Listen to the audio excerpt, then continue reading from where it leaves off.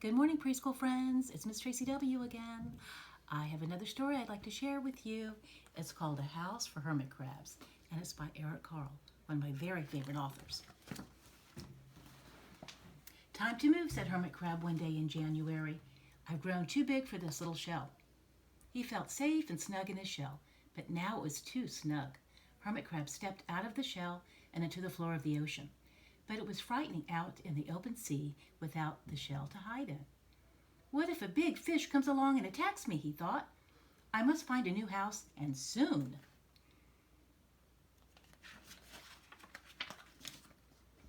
Early in February, Hermit Crab found just the house he was looking for. It was a big shell and strong. He moved right in, wiggling and waggling about inside it to see how it felt. It felt just right.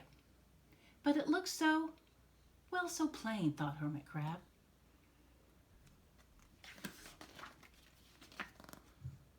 In March, Hermit Crab met some sea anemones. They swayed gently back and forth in the water. How beautiful you are, said Hermit Crab. Would one of you be willing to come and live in my house? It is so plain it needs you. I'll come, whispered a small sea anemone. Gently, Hermit Crab picked it up with his claw and put it on his shell.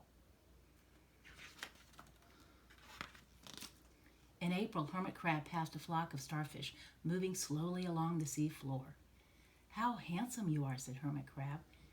Would one of you be willing to decorate my house? I would, signaled a little starfish.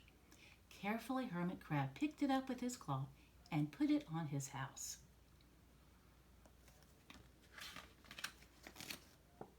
In May, Hermit Crab discovered some coral. They were hard and didn't move. How pretty you are, said Hermit Crab. Would one of you be willing to help make my house more beautiful? I would, creaked a crusty coral. Gingerly, Hermit Crab picked it up with his claw and placed it on his shell. In June, Hermit Crab came to a group of snails crawling over a rock on the ocean floor. They grazed as they went, picking up algae and bits of debris and leaving a neat path behind them. How tidy and hard-working you are, said Hermit Crab. Would one of you be willing to come and help clean my house? I would, offered one of the snails. Happily, Hermit Crab picked it up with his claw and placed it on his shell.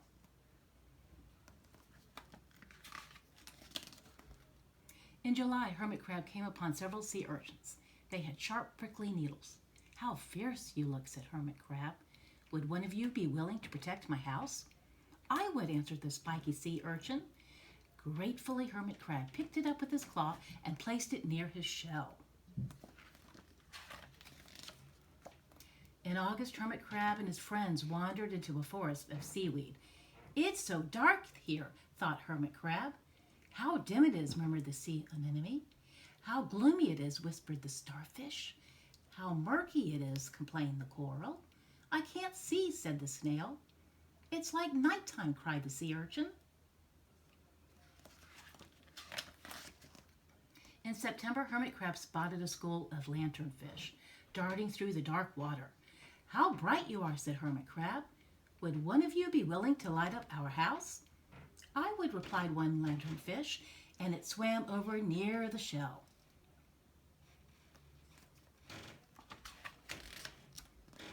In October, Hermit Crab approached a pile of smooth pebbles. How sturdy you are, said Hermit Crab. Would you mind if I rearranged you? Not at all, answered the pebbles. Hermit Crab picked up one by one with his claw and built a wall around his shell. Now my house is perfect, cheered Hermit Crab. But in November, Hermit Crab felt that his shell seemed a bit too small. Little by little over the year, Hermit Crab had grown. Soon he would have to find another, bigger home. But he had come to love his friends and the sea anemone. The starfish, the coral, the sea urchin, the snail, the lanternfish, and even the smooth pebbles. They have been so good to me, thought Hermit Crab. They are like family. How can I ever leave them?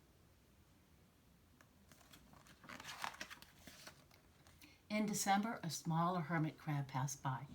I have outgrown my shell, she said. Would you know of a place for me? I have outgrown my house too, answered Hermit Crab. I must move on. You are welcome to live here, but you must promise to be good to my friends. I promise, said the little crab. The following January, Hermit Crab stepped out and the little crab moved in. Couldn't stay in that little shell forever, said Hermit Crab as he waved goodbye. The ocean floor looked wider than he had remembered, but Hermit Crab wasn't afraid. Soon he spied the perfect house, a big empty shell. It looked, well, a little plain, but sponges, he thought, barnacles, clownfish, sand dollars, electric eels. Oh, there are so many possibilities. I can't wait to get started. The end. I hope you enjoyed my story. Talk to you soon. Love you. Bye.